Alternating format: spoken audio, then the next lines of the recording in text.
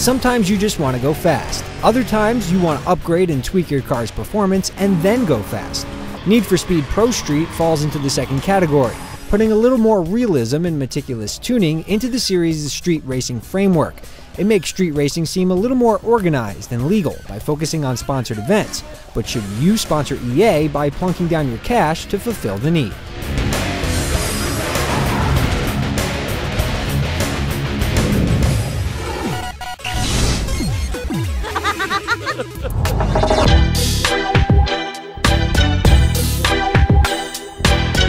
Pro Street doesn't so much tell a story as it does set the scene, predicting the future of street racing. Here, racers looking to avoid fines and jail time have come together to create an organized and legal venue for their formerly lawless style of racing. You're Ryan Cooper, a blank slate guy you can't customize. He never talks, but always wears a helmet. There's no real drama or character development here. You just want to become the undisputed Street King. We never thought we'd miss the over-the-top scenes from the last two games, but we do.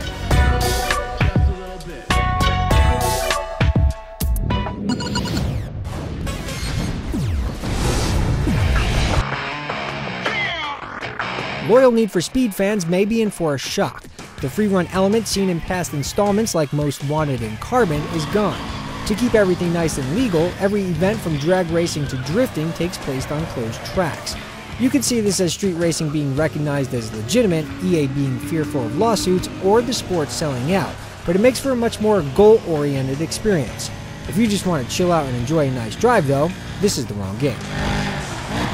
Whether you're online or off, it's all about multi-event competitions called race days. In career mode, you'll expand your network of available events by dominating every competition you come across. Online, you can customize the number and type of events and challenge other gamers on your own terms. Each race day is made up of several events. These include straight-up grip races, time attacks, sector shootouts where you try to lock down the best time for each point-to-point segment of the track, checkpoint-style speed challenges, drag racing, and drift racing. You need to have a car pre-tuned and ready to go for each event, which means you'll ideally have 3 or 4 cars ready to compete. There's a big focus on tuning, with a lot of options and upgrades available to create custom blueprints for optimal performance and personality. Outside your main stable, it never hurts to have a backup in case you total one of your cars by pushing it just a little too far, because unless you have a repair marker handy, you're going to pay. Even light damage affects performance and can bite into your single race winnings, while heavier damage can be a serious setback. Fear of impact will definitely change the way you race, but you can still get away with a gentle nudge every once in a while.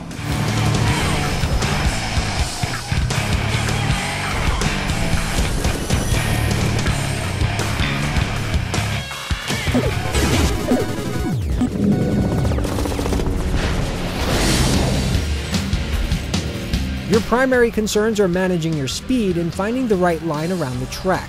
Steering is responsive and the feeling of speed is definitely there as you get behind the wheel of more powerful cars. Time attack, grip racing, and sector shootouts are your straight-up race types, while a couple of other events are offered on the side. Drag racing depends on good pre-drag burnout, perfect shifting, and knowing when to hit the nitrous.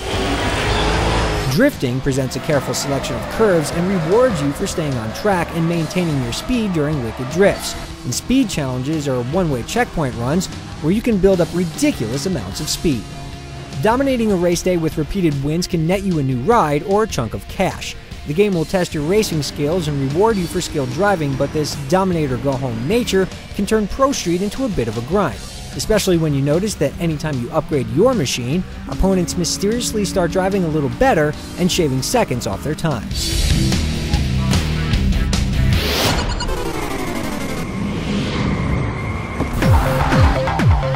Pro Street looks good, but it's definitely not the hottest whip on the block.